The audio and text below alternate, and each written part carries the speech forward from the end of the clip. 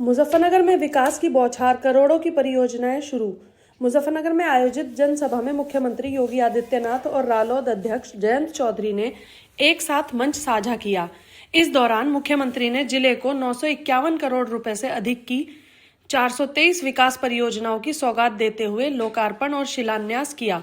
जनसभा को संबोधित करते हुए मुख्यमंत्री योगी ने श्रमिकों और उद्यमियों के बीच बेहतर संवाद पर जोर दिया।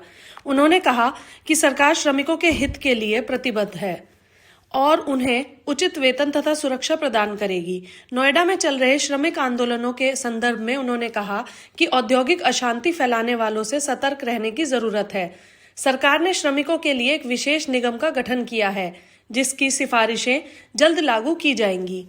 मुख्यमंत्री ने कानून व्यवस्था पर भी कड़ा रुख अपनाते हुए कहा कि प्रदेश में अपराधियों और माफियाओं के लिए कोई जगह नहीं है। उन्होंने बेटियों की सुरक्षा को सर्वोच्च प्राथमिकता बताते हुए चेतावनी दी कि इस मामले में किसी भी तरह की लापरवाही बर्दाश्त नहीं की जाएगी।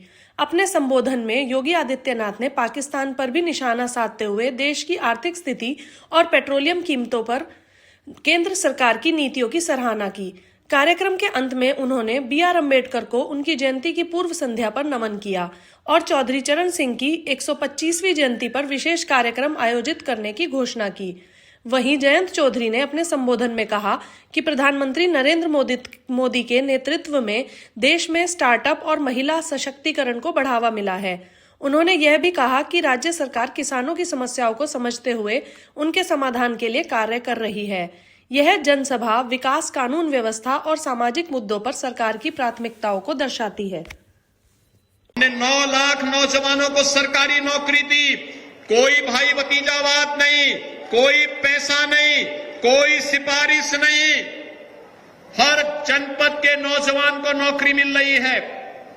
हमने सुरक्षा देकर के प्रदेश में निवेश अनुकूल माहौल बनाया है। परिणाम क्या है? MSME उद्योग में 3 करोड़ से अधिक नौजवानों को, 3 करोड़ से अधिक लोगों को रोजगार मिल गया है। नया निवेश हुआ है। अब तो आप देख रहे होंगे, जेवर में एशिया का जो सबसे बड़ा एयरपोर्ट है उसका उद्घाटन हो गया है। उसका उद्घाटन हो गया, रैपिड रेल प्रारंभ हो गई है, 12 लेन का एक्सप्रेस वे भी आगे बढ़ चुका है, पूरा चल रहा है। बड़े बड़े निवेश यहां पर हो रहे हैं। फिल्म सिटी बन रही है।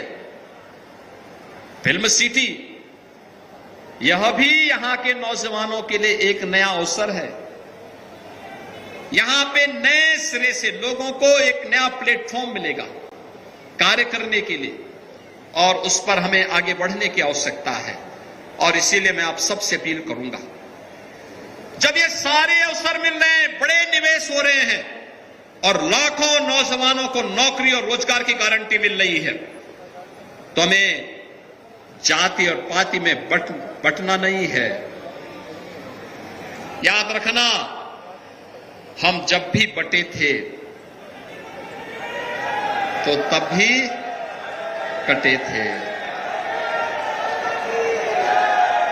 आज दंगा फसाद से मुक्त है, उपद्रव से मुक्त उत्तर प्रदेश है, माफिया मुक्त है, गुंडा मुक्त है, दंगा मुक्त है, कर्फ्यू मुक्त है।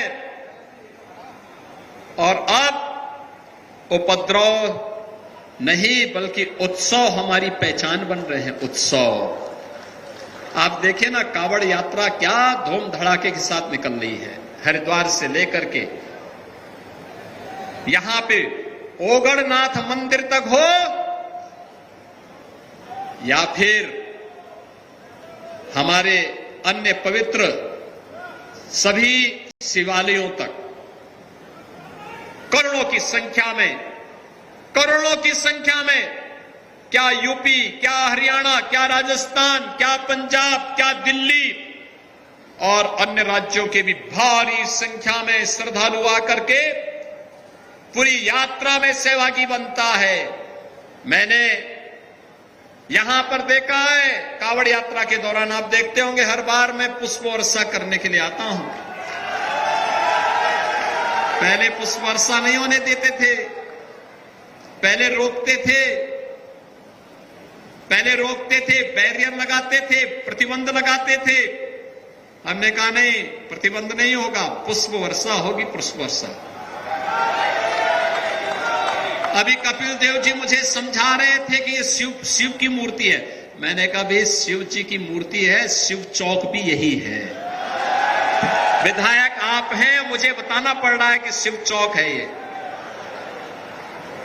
यानी विधायक वो हैं, मुझे बताना पड़ा उनको कि शिव चौक यही है। क्योंकि अब उनका ध्यान तो नगर निगम और रोडवेज के बस स्टेशन की तरफ चला गया है।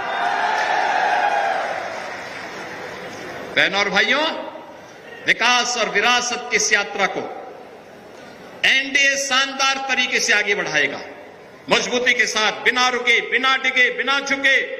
हर बेटी को सुरक्षा देंगे, हर व्यापारी को सुरक्षा देंगे, हर नौजवान के काम को हाथ को काम देंगे और हर अन्नदाता किसान के खेत को पानी देने के संकल्प के साथ उसकी उपज का अच्छा दाम उसे मिले, ये सरकार की गारंटी है और सरकार उसको पूरी तरह निभाने का काम करेगी। मैं उन सभी अन्नदाता किसानों को आश्वस्त करता हूं, अभी उनकी फसल, खड़ी फसल के समय अतिवृष्टि और ओलावृष्टि के कारण जो नुकसान हुआ है, मैंने आज सुबह भी बैठक ली है। इससे पहले भी मैं 2-3 बैठक ले चुका हूं, सर्वे की रिपोर्ट मंगा चुका हूं। कुछ जिलों की बाकी है। मैंने कहा किसान, प्रधानमंत्री किसान बीमा योजना से तो पैसा मिलेगा ही मिलेगा, लेकिन साथ साथ आपदा राहत से भी अतिरिक्त सहायता उन किसानों को मिलनी चाहिए। यह अन्नदाता किसान को मिलना चाहिए। उसकी मेहनत अंतिम समय में अतिवृष्टि और ओलावृष्टि के कारण नुकसान हुआ है। पश्चिम में काफी ज्यादा नुकसान हुआ है, मध्य यूपी और पश्चिमी उत्तरी यूपी में बहुत ज्यादा नुकसान हुआ है, और उसमें सरकार अपने अन्नदाता किसानों के साथ खड़ी है, हमेशा आपके साथ खड़ी रहेगी। मैं आप सबको इस बारे में फिर से आश्वस्त करता हूं। बहनों और भाइयों, आप परिश्रम करिए, मेहनत करिए।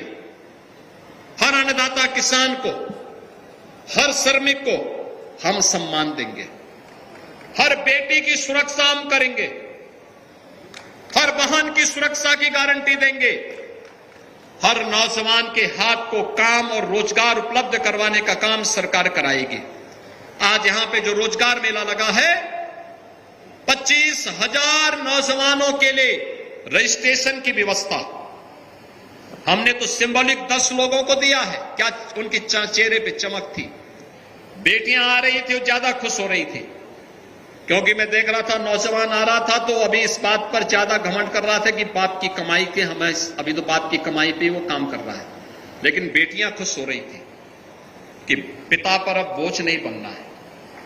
बेटी हमेशा अच्छा सोचती है, और इसलिए हम लोगों ने कहा, यूपी पुलिस में जब भर्ती की बात आई तो हमने कहा 20% सीटें बढ़ा दो बेटियों के लिए। आप सोचो, 17 के पहले कुल 10,000 महिला पुलिसकर्मी थी और आज है 44,000। ये 44,000 बेटियां जब निकलती है सड़कों पर तो अच्छे अच्छे सौदों को मैदान छोड़ करके भागना पड़ता है। और हम लोगों ने कहा है, माफिया की जगह तो केवल मिट्टी में होगी। बेटी की सुरक्षा के साथ खिलवाड़ करने वाले के लिए इस धरती माता के पास कोई जगह नहीं होगी।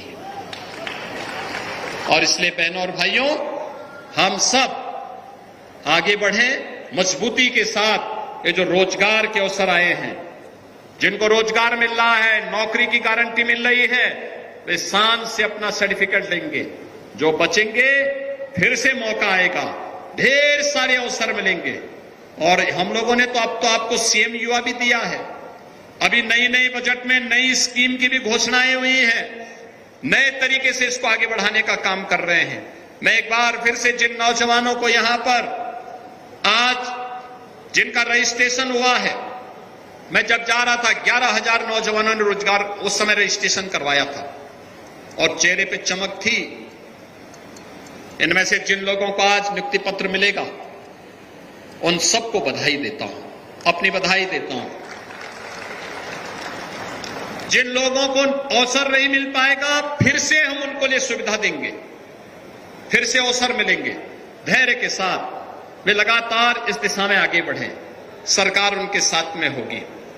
ये जो 951 करोड़ रुपए की परियोजनाएं आज मुजफ्फरनगर को प्राप्त हो रही है, इसके लिए मैं पूरे मुजफ्फरनगर वासियों को, मंच पे उपस्थित अपने सभी माननीय जनप्रतिनिधियों को, जिनके परिश्रम और पुरुषार्थ से ये योजनाएं आपके जनपद में आ पाई हैं, उन सबको मैं बधाई देता हूं। उनको हृदय से बधाई देते हुए पूरे मुजफ्फरनगर वासियों का अभिनंदन करता हूं कि ये योजना आपको मिली है और विकास के लिए सरकार कभी भी आपको निराश नहीं होने देगी। इस विश्वास के साथ मैं आज के इस अवसर पर एक बार फिर से आप सभी के प्रति अपनी शुभकामनाएं देता हूं।